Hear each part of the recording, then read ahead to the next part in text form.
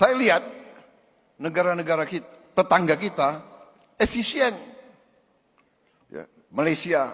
Otak kita itu tidak pernah ini ya, tidak pernah sehat ya, atau tidak pernah benar ya. Wajar ya kalau orang-orang itu disebut kita SDM rendah. Viral lagi. Polisi gelar razia dan tilang warga, tapi motor polisinya kedapatan mati pajak. Halo Pak Polisi, Anda itu dikasih jabatan untuk mempermudah rakyat, bukan untuk memeras rakyat. Halo Pak Polisi, ya Allah.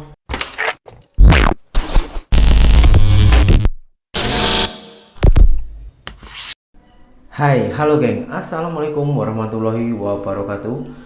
Berjumpa kembali dengan saya, Zainal Story. Sebelum video ini saya mulai, gimana kabarnya kalian semua? Semoga semua yang menonton video ini baik-baik saja, dimurahkan rezekinya, selalu berpikiran yang positif dan dijauhkan dari mara bahaya oleh Tuhan yang Maha Esa. Begitu banyaknya budaya-budaya di Indonesia yang dah tumbuh bertahun-tahun sampai saat ini itu masih berjalan, dan yang sepatutnya hal macam itu udah tak ada di negara kita, di Indonesia, demi kemajuan bangsa ataupun negara kita. Kini dengan dipimpinnya oleh Bapak Presiden kita Prabowo Subianto, hal macam itu dibahas dan akan diberantas.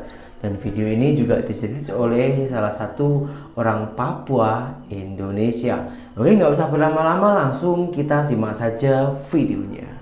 Saya lihat negara-negara kita, tetangga kita efisien. Malaysia, Singapura, India. Tak tepat kayaknya. Sekali milih anggota DPRD, sekali milih, ya sudah. DPRD itulah yang milih gubernur, milih bupati. Efisien, nggak keluar duit. Kayak kita kaya, bener nggak?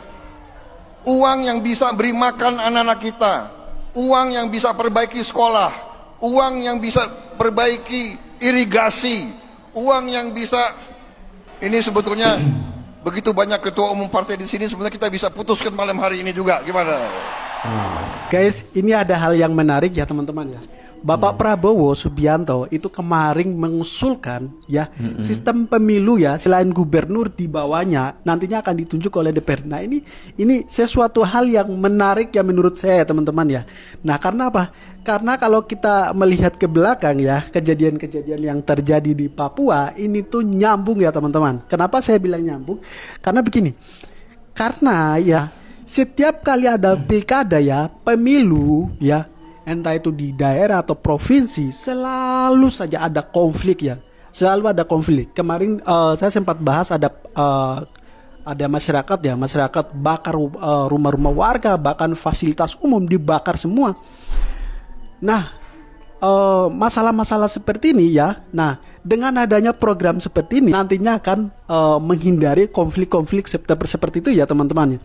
Jadi misalnya tidak ada lagi ada pemilu ya, ada pemilihan bupati atau pemilihan DPRD ya, pemilihan DPRD tidak akan lagi ya teman-teman. Nah, pokoknya mulai dari gubernur sampai ke bawah itu akan akan ditunjuk dari DPR ya teman-teman ya. Jadi ini sesuatu hal yang luar biasa ya. Saya salut ya Bapak Prabowo Subianto, matur suwun nggih. Nah, kalau masyarakat yang pilih kan belum tentu orangnya tuh berkualitas ya. Misalnya SDM-nya mampu nih, belum tentu mereka tuh mau bangun SDM-nya orang Papua. Belum tentu mereka mau membangun sektor yang ada di daerah tersebut. Yang hanya mereka fokuskan, mereka selalu bikin program yang kurang jelas, program yang tidak masuk akal. Disuruh menjalankan programnya, ya yang terjadi adalah masyarakat dia tetap hidup dalam kemiskinan seperti itu. Nah, ini sangat menarik sekali ya yang diusulkan oleh Bapak Prabowo Subianto. Ini dengan adanya seperti ini, nantinya DPR itu akan memilih berdasarkan orang-orang yang memang berkualitas, orang-orang yang memang SDM-nya tuh mampu nih ya teman-teman. Sehingga misalnya kayak seperti di Papua itu bisa membangun memajukan SDM orang Papua. Jadi yang di Papua itu yang difokuskan bukan yang lain-lain ya, bukan pembangunan gedung tinggi-tinggi seperti yang di Jakarta, bukan seperti itu. Yang di Papua butuhkan itu SDM-nya ya teman-teman ya, SDM. Kalau SDM-nya bagus, saya rasa semua orang-orang akan berlomba-lomba ya, bersaing dengan teman-teman di daerah-daerah yang lain seperti itu. Mereka akan maju sendiri kalau misalnya SDM-nya benar, SDM-nya bagus ya teman-teman. Tapi kalau SDM-nya sekarang seperti ini, apalagi pemimpinnya SDM-nya sama rata dengan masyarakat biasa, ya tetap sama saja sampai kapanpun Papua tidak akan maju seperti itu. Jadi yang pertama mengurangi konflik yang terjadi di Papua, yang kedua memangkas anggaran ya teman-teman ya. Harusnya anggaran itu mau dipakai buat untuk hal-hal yang lain, membangun Indonesia. Tapi yang terjadi adalah setiap kali pemilu pasti mengeluarkan anggaran yang sangat luar biasa ya, sangat banyak sekali ya. Jadi ini ayo teman-teman silakan berpendapat ya, apakah program yang diusulkan Bapak Prabowo Subianto ini, apakah teman-teman setuju atau tidak? Silakan komen di kolom komentar ya teman-teman ya.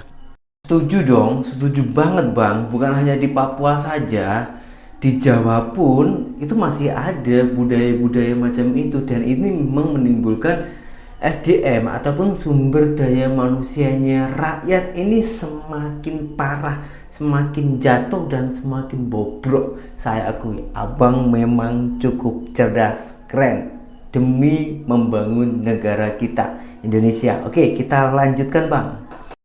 Memang kita orang-orang Papua ya, otak kita itu tidak pernah sehat ya, atau tidak pernah benar ya. Wah.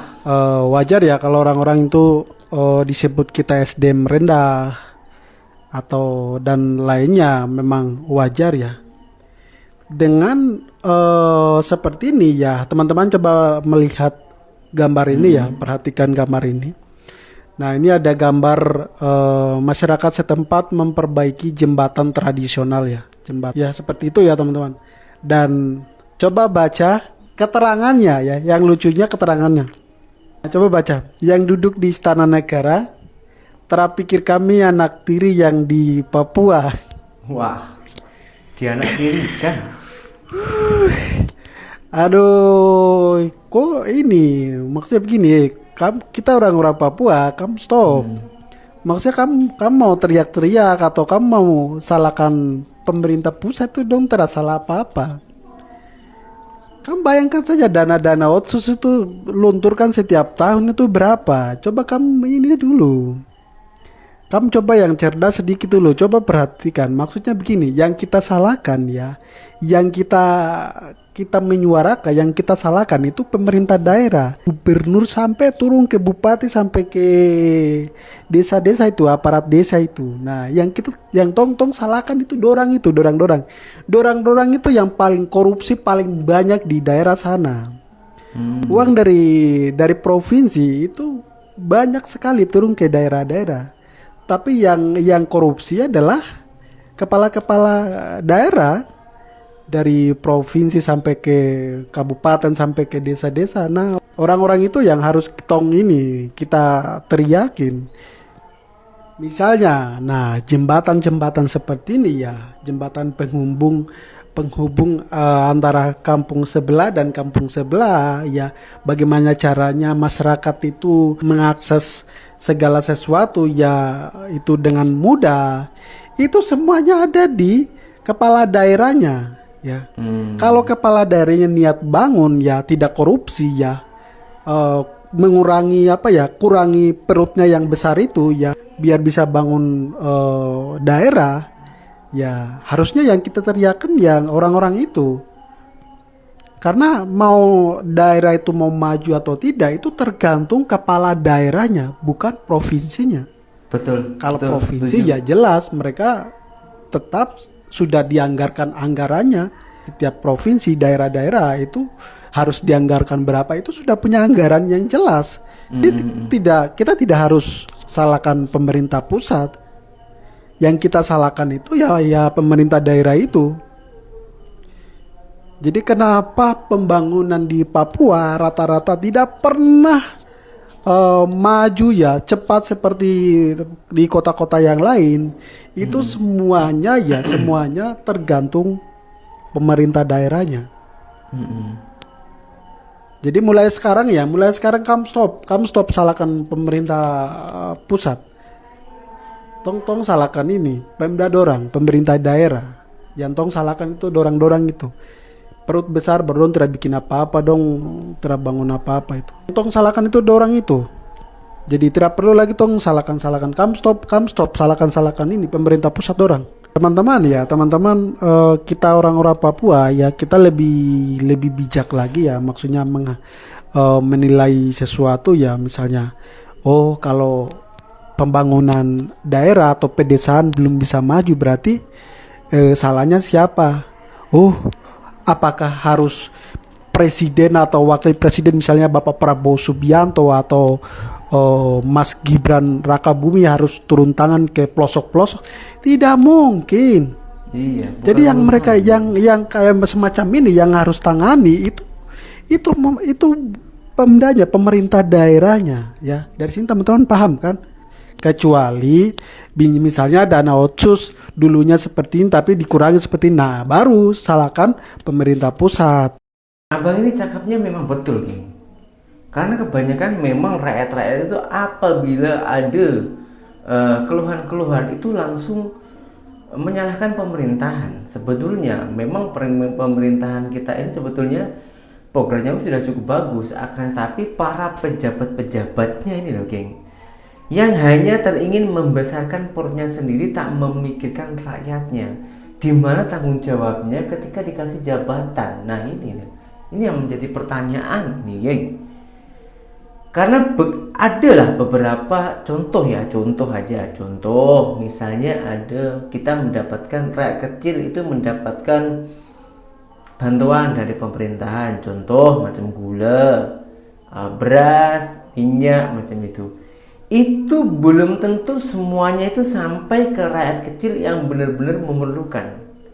Kadang-kadang yang mendapatkan itu malahan saudara-saudara ataupun kerabat-kerabatnya pejabat daerah tersebut, geng.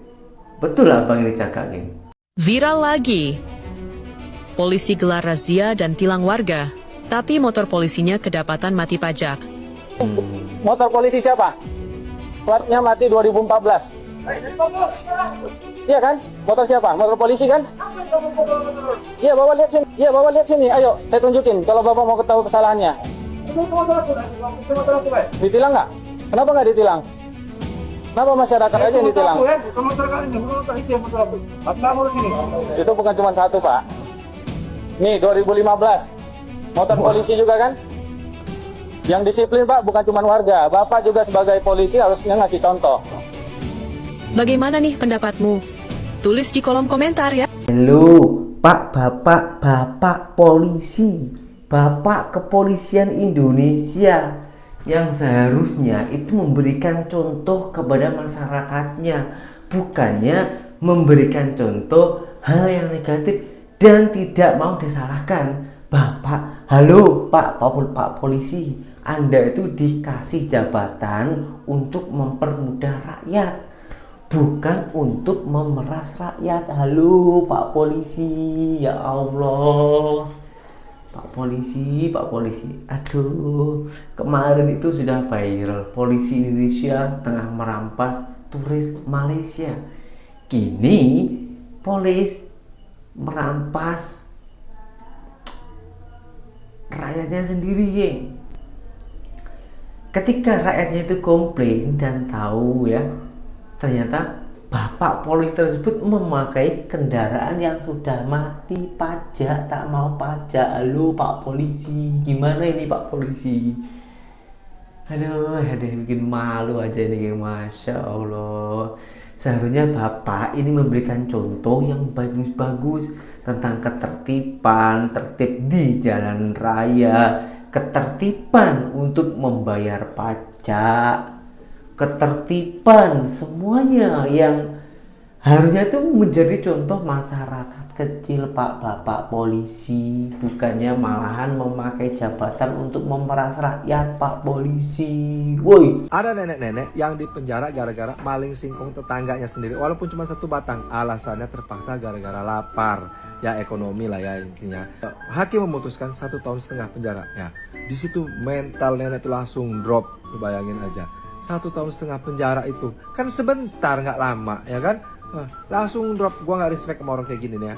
Ya intinya nenek ini termasuk kategori orang miskin. Dan ada suami yang terpaksa maling motor orang untuk ya biaya persalinan istrinya. Nah di sini dia ditangkap dan hakim memutuskan 2 tahun penjara. Dia juga drop mentalnya, nangis juga, dia minta tolong dibebasin, istri saya kasihan mau melahirkan, siapa yang ngejaga istrinya. Dan gue gak respect juga, kenapa sih baru 2 tahun penjara juga udah nangis-nangis ya. Berarti kan dia gak punya mental. Dan kita masukkan kategori bapak ini atau suami ini ke dalam kategori orang miskin. Dan yang ini ada orang yang terpaksa maling uang negara 300 triliun. Dan mungkin alasannya untuk ngebantu ekonomi keluarga. Ya, hakim memutuskan 6,5 tahun penjara. Tapi dia nggak nangis, dia nggak sedih, dia bahkan tersenyum. Dan dia menerima keputusan ini dengan lapang dada. Entah selebar apa dadanya tuh, mungkin selebar lapangan bola itu kali ya. Yang lebih parahnya lagi, dia ini suami istri terdaftar di penerima iuran bantuan BPJS kelas 3. Alangkah miskin orang ini berarti ya. Itu pula iurannya ini ditanggung pemerintah. Termasuk golongan sangat miskin orang ini. Tapi yang saya salutin itu adalah mental dia. Dia masih bisa tersenyum, bahkan tertawa bersama perangkat hukum yang lainnya. Menerima hukuman itu dengan legowo. 6,5 tahun penjara itu. Lama lo itu ninggalin istrinya di rumah.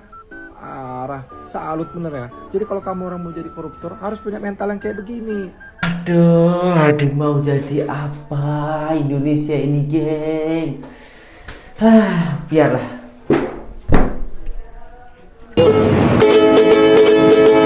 Hukum adalah lembah hitam.